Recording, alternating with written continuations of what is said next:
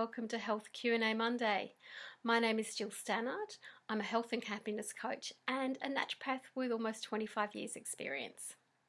I'm also here to answer your questions, and today's question comes from JT, who writes, my friend makes her own kombucha and wants to give me a mother. She swears by it, but I think it looks gross. Is it as good as having a glass of juice a day? Great question, JT.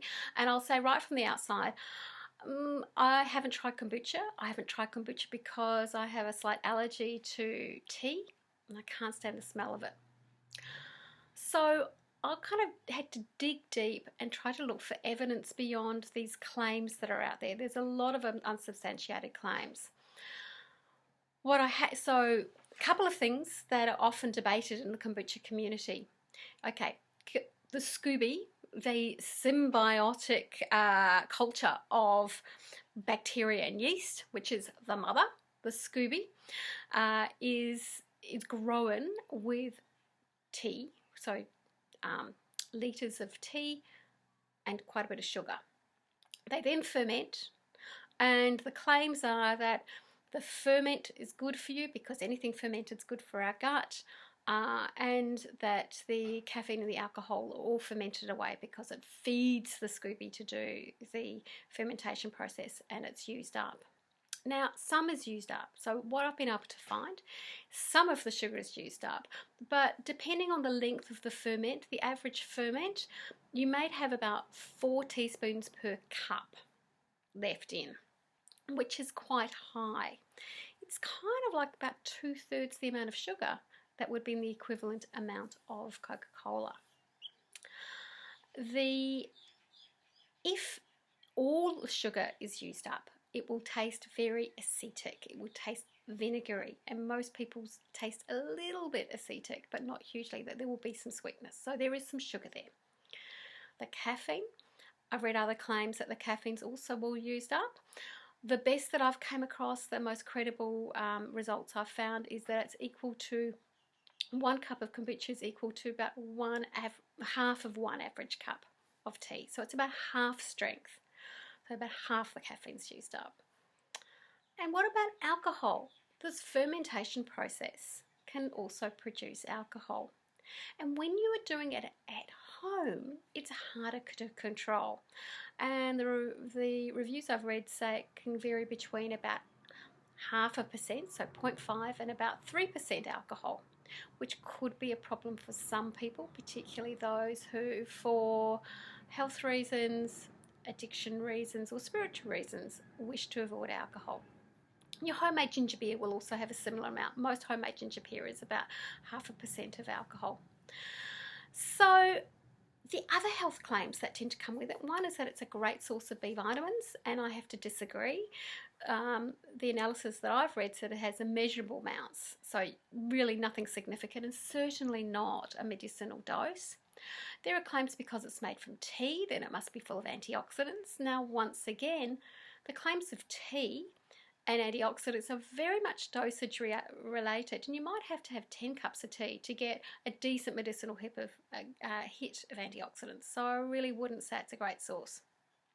There are also claims that I have read that it will have glucosamine and various other things in it. Once again, haven't been substantiated.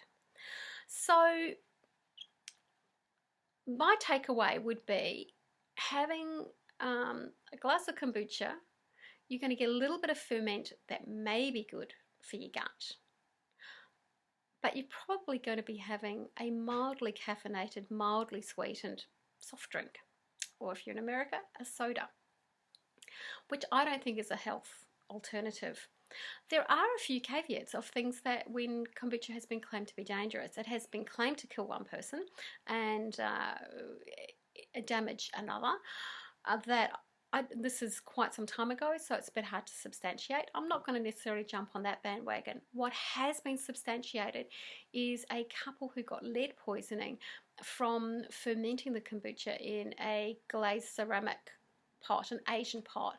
Now, you know some of those cute Asian pots and like casserole dishes and crocks you can get from Asian grocery stores? Some of them will have heavy metal in the glaze. This one did, and the acidic nature leached out some lead, and they actually got lead poisoning. Not great.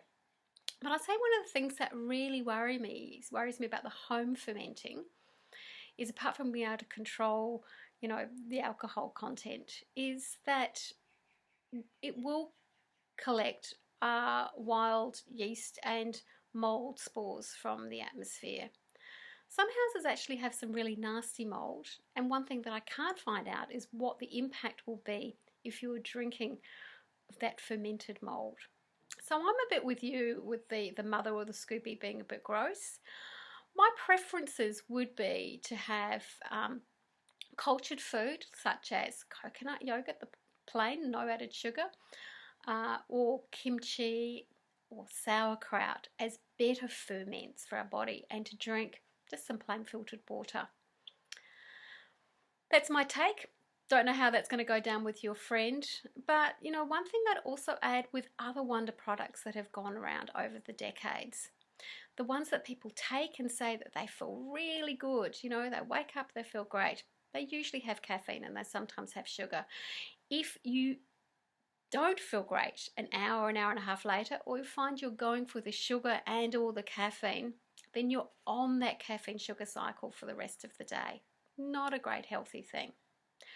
But if it works for you, if you really love your kombucha, please just keep it to no more than 1 cup a day and don't go overboard. Get an environmental health person into your house to have a look to see whether you have any mold if you're really committed to making kombucha.